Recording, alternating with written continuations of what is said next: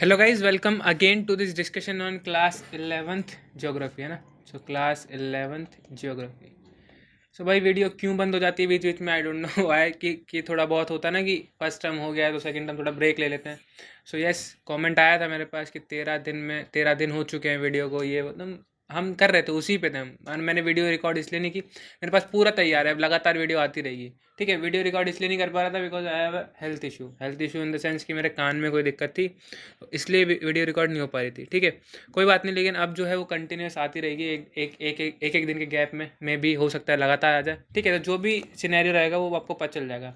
So class 11 geography, जैसा कि हम सिलेबस डिस्कस कर चुके हैं टर्म 2 का, एनसीईआरटी या सीबीएसई के हिसाब से हम चलने वाले हैं। सीबीएसई के हिसाब से, उसके हिसाब से जो आपका एक बुक है, fundamentals of physical geography, fundamentals of geography या फिजिकल ज्योग्राफी। ठीक है, तो इसमें आपकी यूनिट 4, 5th और 6th आ रही है ना। तो ये आ रही है आपकी। अब यूनिट 4 में आपके 5 चैप्टर्स हैं, जिसमें से सिर्फ 4 आ रहे हैं ना। वो जो लास्ट चैप्टर है हमारा वर्ल्ड क्लाइमेट और क्लाइमेट चेंज, वो आपके सिलेबस में अभी इंक्लूडेड नहीं है। तो आप मुझे कमेंट करके बताओगे कि मुझे कराना है आपको या नहीं कराना है इससे पहले, क्योंकि जो यूनिट 4th के हम बात करें तो चैप्टर 8, 9, 10, 11 एंड 12, तो ये चैप्टर है यूनिट 4 के। ठीक है, अभी डिस्कस कर रहे हैं, और यूनिट 4 सबसे पहले ख़त्म होगी आपकी। फिर जाके हम फिजिकल एनवायरनमेंट पे दूसरी बुक पे जंप करेंगे, पहले ये कंप्लीट करेंगे। ठीक है, तो चैप्टर 8 है, इससे पहले चैप्टर 7, और जो चैप्टर 6 है वो आपके ना फर्स्ट टर्म में थे ना सेकंड टर्म में है। सो अगर आप किसी और बोर्ड से हो, सीबीएसई के अलावा, अगर आप चाहते हो तो कम से कम मेरे को आप अगर अपने दोस्तों से कंफर्म कर लेना कि भाई हाँ ऐसा है, तो प्लीज़ मुझे कमेंट करके बता देना, मैं 6th और 7th भी दे दूंगा। जैसा कि मैंने बताया, मेरे में मटेरियल तैयार है, मुझे बस आपको पढ़ाना है। पढ़ाना इन द सेंस कि मुझे आपको सिर्फ क्लियर कराना है, बाकी तो हो ही जाएगा। ठीक है, तो इसलिए मैं चैप्टर 8 शुरू क्यों कर रहा हूँ, क्योंकि प्रायोरिटी कह देंगे हम जो सिलेबस आ रहा है। ठीक है, तो इसलिए चैप्टर 8 हम पहले कवर करेंगे, एंड देन 9, 10, 11, 12 उसके साथ ही होगा। अब 12 क्या है, सिलेबस में ही नहीं है, तो वो नहीं करेंगे, हम सिर्फ करेंगे 8, 9, 10 एंड 11। ठीक है, क्योंकि रिलेटेबल चैप्टर है चारों के चार। 12 जो है वो थोड़ा सा हम बात करें हट के चैप्टर, उसमें से उसका कुछ फ़ायदा है ही नहीं। ठीक है, तो 12th बिल्कुल अलग चैप्टर है, इसलिए उसे इंक्लूड नहीं किया गया है सीबीएसई के इस सिलेबस में, अदरवाइज़ वो भी होता। ठीक है, जैसे कि हमने चैप्टर 1 किया था, याद है, एक ही डायग्राम से। ये चैप्टर भी छोटा है, एक ही डायग्राम से हो जाएगा, दूसरे डायग्राम की ज़रूरत नहीं है, और दूसरे हमें और ज़्यादा पेज की या किसी भी चीज़ की ज़रूरत है नहीं। ठीक है, अब करते हैं हम चैप्टर 8 शुरू। सारी चीज़ें डिस्कस हो चुकी हैं, चैप्टर 8 शुरू करेंगे, एंड जो चैप्टर का नाम है वो है आपका composition and structure of an atmosphere. देखो, जो ये तरीका है ना मेरा पढ़ाने का कि भाई एक ही हम फिगर ले लेते हैं, फिर या अगर नहीं होता है अवेलेबल तो हम डायग्राम से समझाते हैं, तो हर किसी को वो अच्छा लगता नहीं है। ठीक है, आपको भी अगर किसी और तरीके से पढ़ना हो तो प्लीज़ मुझे कमेंट में बता देना, मैं उस तरीके से कोशिश करूँगा कि आ पाऊँ। स्लाइड से पढ़ना है, स्लाइड से कर दूंगा, मेरे को कोई आपत्ति नहीं है। स्लाइड बनाने में वैसे ही बहुत कम टाइम लगेगा, एनसीईआरटी से पढ़ाना है ना, तो एनसीईआरटी की लाइन्स ही होंगी स्लाइड के अंदर, तो बस वो रीड आउट करने जैसा हो जाएगा, जो कि फिर वो अच्छा लगेगा नहीं, आपको लगेगा सिर्फ रीडिंग हो रही है। तो इसलिए ये फॉर्मेट ज़्यादा अच्छा लगता है कि भाई लिख के साथ साथ पढ़ा रहे हो और आपको ये फील होगा कि हाँ अच्छा लग रहा है। ठीक है, तो चलते हैं इस चैप्टर की तरफ। अब देखो, अगर मैं बात करूँ कंपोजिशन और स्ट्रक्चर, देखो स्ट्रक्चर तो आपके सामने इस डायग्राम में पूरा कवर हो ही जाएगा, बात आती है सिर्फ कंपोजिशन की। ठीक है, तो पहली बात ये कि हमें एयर को इतने अच्छे तरीके से या एटमॉस्फेयर को इतने अच्छे तरीके से पढ़ना क्यों है। बिकॉज आप खाने के बिना रह सकते हो कुछ दिन तक, आप पानी के बिना कुछ दिन तक रह सकते हो, बट एयर के बिना रह सकते हो नहीं रह सकते हो। तो एयर की बहुत ज़्यादा इंपॉर्टेंस है, तो दैट्स वाई आपको जो एयर है वो बहुत ज़्यादा डिटेल में पढ़ना है। 4 चैप्टर इसीलिए आपके सिलेबस में भी आ रहे हैं। अब बात करते हैं एटमॉस्फेयर की। So what is atmosphere? So atmosphere is thin layer of air, thin layer of air. ये लेयर है जो हमारे अर्थ के ऊपर पतली सी लेयर है एयर की, इसको ही हम कहते हैं क्या, एटमॉस्फेयर। अब बात आएगी इसकी कंपोजिशन की। सो कंपोजिशन इज़ वेरी मच, हम बात करें थोड़ी सी अलग है। कैसे? देखो, आप कंपोजिशन की बात करो तो 99% जो एयर है वो कहाँ पे है, सिर्फ 32 किलोमीटर के अंदर अंदर, मतलब 32 किलोमीटर के ऊपर जो रेंज है उसके ऊपर एयर ही नहीं है, मतलब 1% एयर है टोटल का। तो आप इस चीज़ से पता लगा सकते हो कि जो एयर है वो ज़्यादातर कहाँ पे है, लैंड से अटैच है। लैंड से अटैच क्यों है? क्योंकि ग्रेविटी है। देखो, अगर मैं ये अर्थ बना दूं, अगर हमारी ये अर्थ का सरफेस है ऊपर का, और ये क्या है, लेयर ऑफ एयर, मतलब एटमॉस्फेयर है अगर ये, तो ये यहीं कितना है, 99%। ठीक है, और अगर मैं बात करूँ कि इसकी ऊपर के जो जितना भी ये बाकी का स्पेस है, आउटर स्पेस, एक्सोस्फेयर, इसमें क्या आता है सिर्फ 1%। तो अब सारा जो एटमॉस्फेयर है वो इसी रेंज में क्यों है? Because the reason is gravity.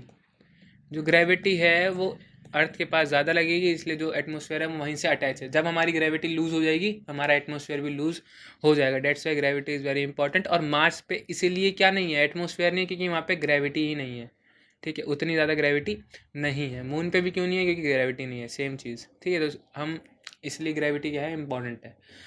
अब आते हैं कंपोजिशन की बात। ठीक है, सो कंपोजिशन हम यहाँ पे लिख लेते हैं थोड़ा सा साइड में, हमें बहुत ज़्यादा लिखना नहीं है, हमें समझना है सिर्फ। सो कंपोजिशन की अगर हम बात करें तो बहुत सारी चीज़ें आती हैं इसमें। गैसेस हैं, वाटर वेपर है, ठीक है, डस्ट पार्टिकल्स आ जाते हैं इसमें। ठीक है, मेन चीज़ें यही हैं हम बात करें तो। अब गैसेज में बहुत सारी गैसेज हैं, methane, carbon dioxide, nitrogen, oxygen वगैरह वगैरह, तो बहुत सारी गैसेज हैं। बट अगर हम बात करें इंपॉर्टेंट गैसेज की, तो इंपॉर्टेंट गैसेज में सिर्फ एक है जिसका नाम है CO2। CO2 क्या है? एक मीटरोलॉजिकली बहुत इंपॉर्टेंट गैस है। क्यों? क्योंकि ये क्या होती है, हम आगे वाले चैप्टर में डिटेल में पढ़ेंगे कि CO2 जो होती है वो क्या होती है, ट्रांसपेरेंट होती है। क्या होती है? Transparent to incoming short wave radiations. ठीक है, ये क्या होती है? ये ट्रांसपेरेंट होती है। मतलब जो CO2 है जो हमारे एटमॉस्फेयर में, वो क्या है? ट्रांसपेरेंट है। मतलब ये इनकमिंग रेडिएशन को आने देती है, जिसको हम कहते हैं सनरेज। सनरेज को ये अंदर आने देती है अर्थ के पास तक, जिसकी वजह से जो है हमारी अर्थ है वो थोड़ी वार्म रहती है। ठीक है, और ये क्या होती है? ट्रांसपेरेंट तो होती है, लेकिन क्या होती है? ओपेक होती है। But opaque to the outgoing long wave terrestrial radiation है जो भी। ठीक है, तो पूरा नाम आपकी बुक में लिखा हुआ है, लिख लेना। तो इतना याद रखो कि जो CO2 है वो ट्रांसपेरेंट होती है इनकमिंग रेडिएशंस के लिए, बट वो क्या होती है? ओपेक होती है आउटगोइंग लॉन्ग वेव रेडिएशंस के लिए। क्यों?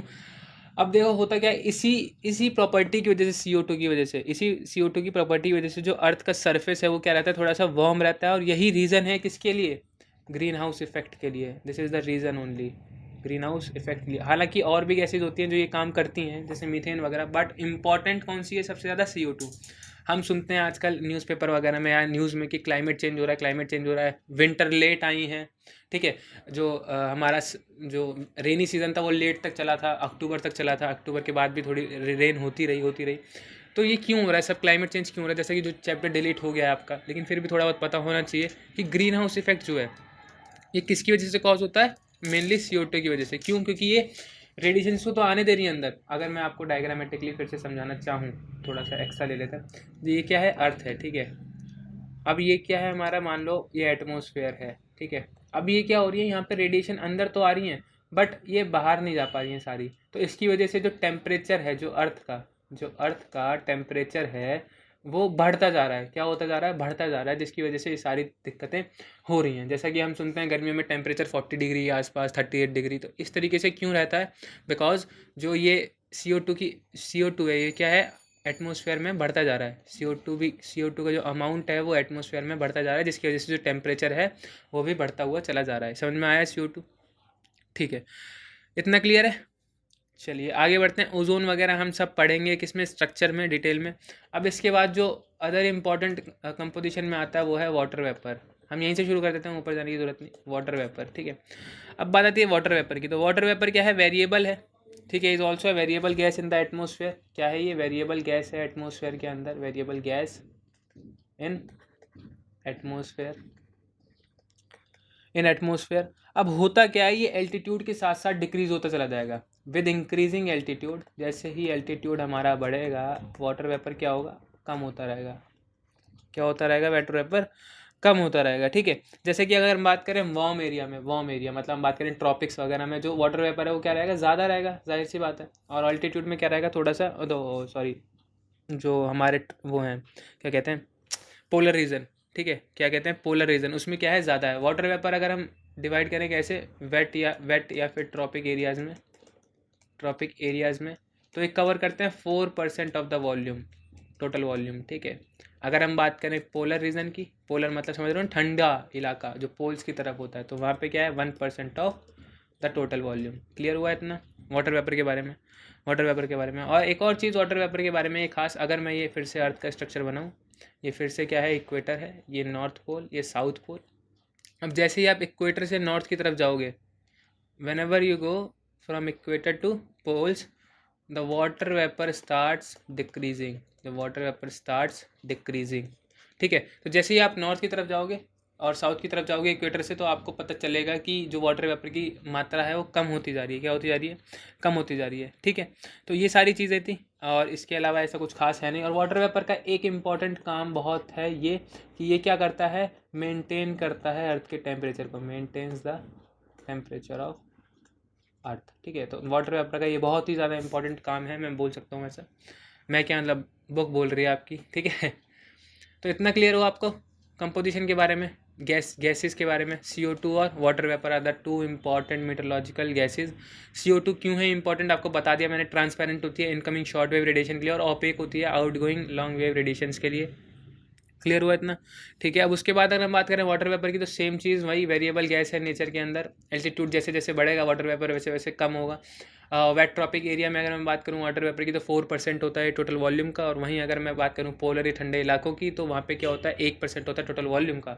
ठीक है, अगर आप इक्वेटर से नॉर्थ की तरफ जाओगे और इक्वेटर से साउथ की तरफ जाओगे, तो आपका क्या होगा, जो हम बात करें क्या है, वाटर वेपर की अमाउंट है वो कम होता रहेगा। ठीक है, अब इसके बाद आती है बात किसकी, डस्ट पार्टिकल्स की। किसकी बात आती है, डस्ट पार्टिकल्स की। सो डस्ट पार्टिकल्स, हो सकता है राइटिंग थोड़ी सी ख़राब हो, कोई बात नहीं भाई, ठंड लग रही है मुझे। ठीक है, हाथों में दस्ताने नहीं है हमारे, सॉरी गाइस। ठीक है, तो वो थोड़ी सी ठंड लग रही है और वो पहन के भी फिर अच्छी राइटिंग नहीं आती, तो फिर आप बोलते भाई क्या कर रहे हो आप। ठीक है, अब आती है बात डस्ट पार्टिकल की। ठीक है, एटमॉस्फेयर के पास क्या है, बहुत ही ज़्यादा टेंडेंसी है, atmosphere has tendency to occupy dust particles. ठीक है, तो वो डस्ट पार्टिकल रख सकते हैं अपने पास, जो कि बहुत सारे सोर्सेज से ओरिजिनेट होते हैं। कहाँ कहाँ से ओरिजिनेट हो सकते हैं, हम बात करें स्मोक से, सॉइल से, ऐश से, पॉलन पता है आपको, पॉलन जो फ्लावर छोड़ते हैं उनसे, डस्ट वगैरह तो उड़ता रहता है। तो डस्ट पार्टिकल में पता है एनवायरनमेंट से बहुत तरीके के सोर्सेज से आ सकता है। अब डस्ट पार्टिकल क्या होते हैं, जनरली कहाँ कंसनट्रेटेड होते हैं डस्ट पार्टिकल, कंसनट्रेटेड कहाँ कंसनट्रेटेड होते हैं, कंसनट्रेटेड नियरली लोअर लेयर। तो लोअर लेयर के पास ये सारे कंसनट्रेटेड होते हैं एटमॉस्फेयर के अंदर। ठीक है, तो ये तो अब जितनी ज़्यादा हायर कंसनट्रेशन होगी किसकी, डस्ट पार्टिकल की, तो हम बोल सकते हैं कि वो क्या है, टेम्परेट रीजन में है। अगर आपको दिखे कि जो डस्ट पार्टिकल है वो ज़्यादा है, तो आप समझ जाओ कि आप टेम्परेट रीजन में हो। और अगर जो कंसनट्रेशन है वो क्या हो, कम हो, तो आप समझ जाओ आप कहाँ पे हो, पोलर रीजन के आसपास हो। ठीक है, तो उस तरीके से ये मेजर करता है। तो dust particle is not as important जितने कि हमारे ऊपर वाले थे, वाटर वेपर और CO2। ठीक है, तो वो ज़्यादा इंपॉर्टेंट थे than dust particle. Dust particle is not as important as the above to.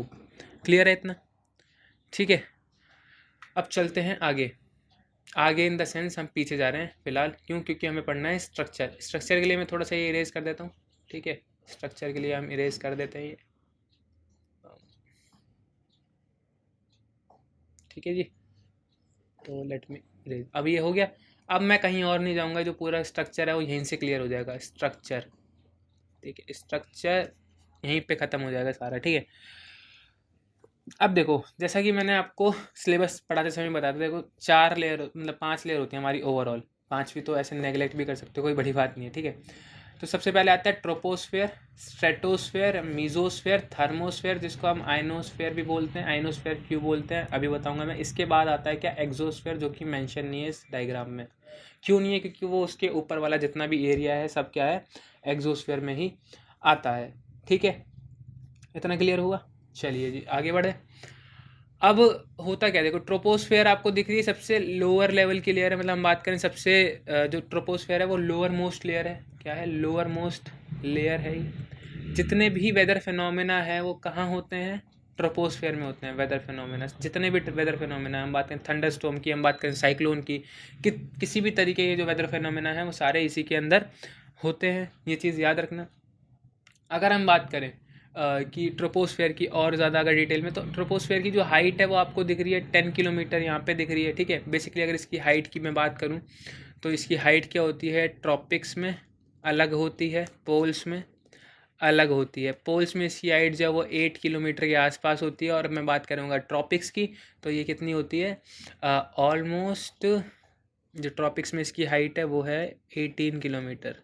But इसकी एवरेज हाइट हम मान के चलते हैं 13 किलोमीटर, ठीक है, जो कि इसमें आपको 13 ही दिखा रखा है ये, ठीक है, देख रहे हैं 10 से थोड़ा सा ऊपर मतलब 13, तो 13 इसकी हम एवरेज हाइट मानते हैं। पोल्स में और ट्रॉपिक्स में इतना डिफरेंस क्यों है, बहुत से लोग आपको नहीं बताएंगे, लेकिन हम आपको ज़रूर बताएंगे कि ऐसा क्यों है।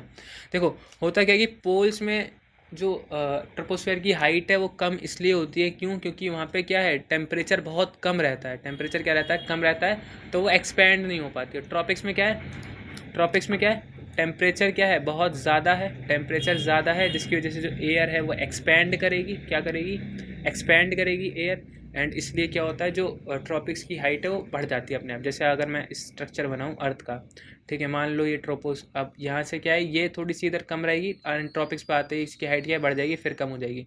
तो ये क्या है 18 किलोमीटर, ये क्या है 8 kilometre, and the average height should be 13 kilometre. इतना क्लियर हो गया आपको, इतना क्लियर हो गया आपको, ठीक है। अभी जो हाइट बढ़ती भी है ना यहाँ 18 किलोमीटर, क्यों बढ़ती है, कन्वेक्शनल करंट्स की वजह से। किसकी वजह से, कन्वेक्शनल करंट्स की वजह से। करंट्स हम पढ़ेंगे डिटेल में, चैप्टर है आपका पूरा, तो उसमें टेंशन नहीं लेनी, अभी सिर्फ इतना याद रखो, सारी चीज़ रिलेट होंगी आगे जाके, कोई दिक्कत नहीं आएगी। अब होता क्या है कि इसी लेयर में, जो ये लेयर है आपकी ट्रोपोस्फेयर, इस लेयर में क्या होता है, जो टेम्परेचर है, जो टेम्परेचर है वो क्या होता है, हमें पता है कि जैसे जैसे ऊपर जाएंगे वैसे वैसे टेम्परेचर कम होगा। सो विद इंक्रीजिंग हाइट, जैसे जैसे हाइट जो है वो इंक्रीज करेगी, टेम्परेचर क्या होगा, कम होगा, ठीक है। अब इसमें किस स्पीड से कम होता है वो चीज़ आप जान लो। 1 डिग्री सेल्सियस जो है वो कम होगा हर 165 मीटर की हाइट पे। जैसे जैसे आप 165 मीटर ऊपर जाओगे तो टेम्परेचर है वो 1 डिग्री गिरता रहेगा, ठीक है, 1 डिग्री सेल्सियस तक गिरता रहेगा। So this is all about troposphere. ये ट्रोपोस्फेयर के बारे में क्लियर हो जाना चाहिए। लोअर मोस्ट लेयर है, जितने वेदर फिनोमेना होते हैं सारे यहीं होते हैं। जो इसकी हाइट है वो एवरेज है 13 किलोमीटर, बट अगर हम बात करें डिफरेंस की तो ट्रॉपिक्स में 18 किलोमीटर, पोल्स में 8 किलोमीटर।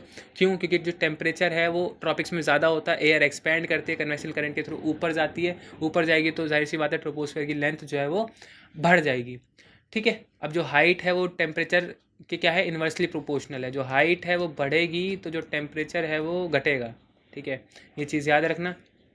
एक लेयर में ऐसा नहीं होता, वो मैं आपको ये बता दूंगा, टेंशन मत लेना, ठीक है। और जो जिस स्पीड से टेम्परेचर घटता है वो भी आपको दिखा देगी। 165 मीटर जब आप ऊपर जाओगे तो टेम्परेचर 1 डिग्री नीचे आएगा। अब जो सबसे अपर मोस्ट पार्ट होता है ट्रोपोस्फेयर का, उसको हम कहते हैं tropopause. Tropopause is the upper most part, मतलब यहाँ के बाद जो ट्रोपोस्फेयर है वो खत्म, इसके बाद स्ट्रेटोस्फेयर चालू। क्या चालू, स्ट्रेटोस्फेयर। जो स्ट्रेटोस्फेयर है वो कहाँ तक जाती है, करीबन 50 किलोमीटर के आसपास तक, ठीक है। तो 50 किलोमीटर के आसपास तक जो स्ट्रेटोस्फेयर है वो जाती है, ठीक है, क्लियर रखना ये चीज़ें जो भी है। अब होता क्या है, इसकी एक ही खास बात है कि इसकी स्ट्रेटोस्फेयर की, एंड दैट इज इसमें क्या होती है, ओजोन लेयर प्रेजेंट होती है। ओजोन लेयर प्रेजेंट होती है which protect us from ultraviolet rays. ये शील्ड की तरह काम करती है हमें हार्मफुल फॉर्म ऑफ एनर्जी से बचाने के लिए। सिर्फ यही इसकी इंपॉर्टेंट खास बात है। और एक और ख़ास बात इसकी मैं ये बोल सकता हूँ कि इसमें जो विंड है वो हॉरिजॉन्टली फ्लो करती है। कैसे फ्लो करती है, हॉरिजॉन्टली। दैट्स वाई यहाँ पे जो एरोप्लेन्स हैं वो आसानी से फ्लो कर पाते हैं, ठीक है। तो स्ट्रेटोस्फेयर में इतना ही है, इसके अलावा इसका कुछ है नहीं खास ज़्यादा कुछ बताने के लिए, ठीक है, इतना कुछ है नहीं, इसलिए मैं बता भी नहीं रहा। अब इसका जो अपर पार्ट होता है स्ट्रेटोस्फेयर का, होता है स्ट्रेटोपॉज। तो स्ट्रेटोपॉज पॉज मतलब समझ रहे हो, पॉज मतलब रुक गई यहाँ पे स्ट्रेटोस्फेयर। ट्रोपो में भी यही है, मिजोपॉज में भी यही है, मिजोस्फेयर यहाँ पे रुक जाएगी। थर्मोपॉज जो होगा ऊपर उसमें भी सेम चीज़ होगी, ठीक है। तो कन्फ्यूज मत होना।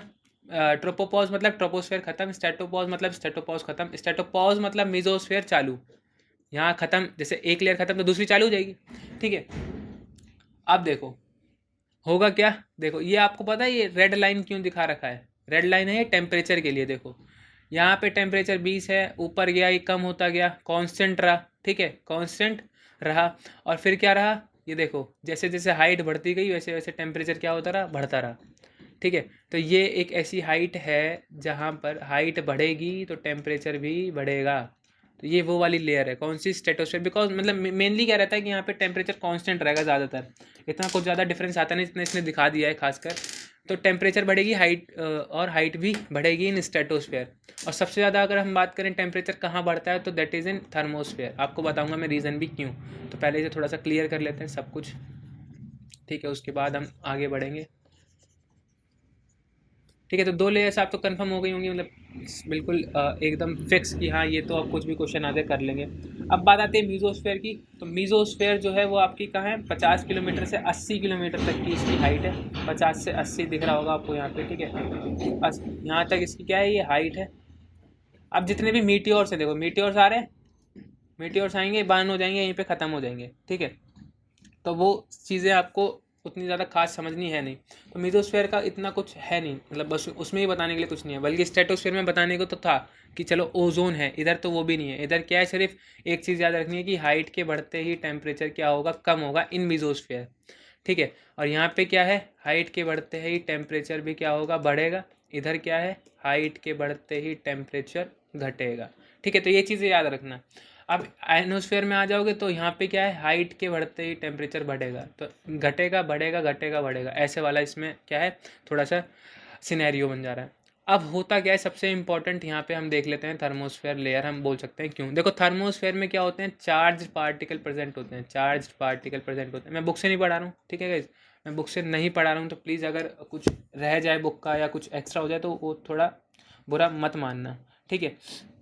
तो अगर मैं बात करूँ किसकी, थर्मोस्फेयर की, तो थर्मोस्फेयर में क्या होते हैं, चार्ज पार्टिकल्स होते हैं। जितने भी रेडियो वेव्स हैं जो अर्थ की तरफ आती हैं वापस, वो सब यहीं से आती हैं। रेडियो वेव्स का जितना भी काम है वो सब थर्मोस्फेयर से ही होता है, ठीक है। और जो टेम्परेचर है ये क्या होता है, इंक्रीज़ करता है हाइट के साथ because of the charge particle. जैसे ही आप यहाँ से यहाँ देखो कांस्टेंट रहा थोड़ी देर के लिए, बट ये जो चल रहा है फिर ये क्या रहेगा, इंक्रीज होता रहेगा because of the charge particle present in thermosphere. हम बोलेंगे थर्मोस्फेयर में क्यों होता है ऐसा कि भाई बढ़ती हुई हाइट के साथ क्या होता है, टेम्परेचर बढ़ता रहता है। क्यों बढ़ता रहता है, because of the charge particles. याद रखना ये चीज़ें, आयंस प्रेजेंट होते हैं उस लेयर में, ठीक है। इतना क्लियर है, चलिए जी। और ये लेयर जो है वो कहाँ से कहाँ तक है, 80 से 400 किलोमीटर तक, ठीक है। ये लिखा नहीं है यहाँ पे, कोई बात नहीं। 80 से 400 किलोमीटर तक इसकी हाइट है ओवरऑल। ये ऑरोरा आपकी बुक में नहीं दे रखा होगा। तो ऑरोरा क्या होता है, एक तरह से इमेज बनती है। इमेज या हम बात करें एक ऐसी इमेज सी आपको दिखेगी अगर आप टेलीस्कोप वगैरह से देखते हो तो इसको हम बोलते हैं और ऑरोरा, ऑरोरा बोरियोलिस, ठीक है।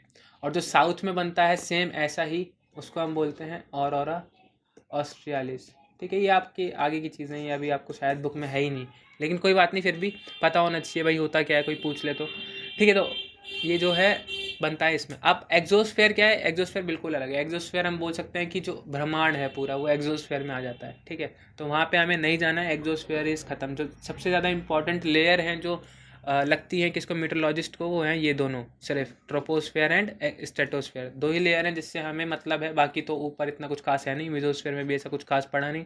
थर्मोस्फेयर इज़ ऑल वैसे ही बस चार्ज पार्टिकल के लिए मशहूर है ये, कि रेडियो वेव्स वगैरह, सिग्नल्स वगैरह जितने भी ट्रांसमिट होते हैं सब यहीं से होते हैं, तो इसलिए बस वो चीज़ इंपॉर्टेंट बन जाती है, बाकी इसमें ऐसा कुछ है नहीं, ठीक है। अब एलिमेंट्स हैं जो वेदर और क्लाइमेट के, वो हम पढ़ेंगे नेक्स्ट चैप्टर्स में, 9, 10 एंड 11 में, ठीक है। तो मैंने जैसा बताया था आपको, एक ही इमेज होगी, बाकी तो कुछ है नहीं इसमें ऐसा खास।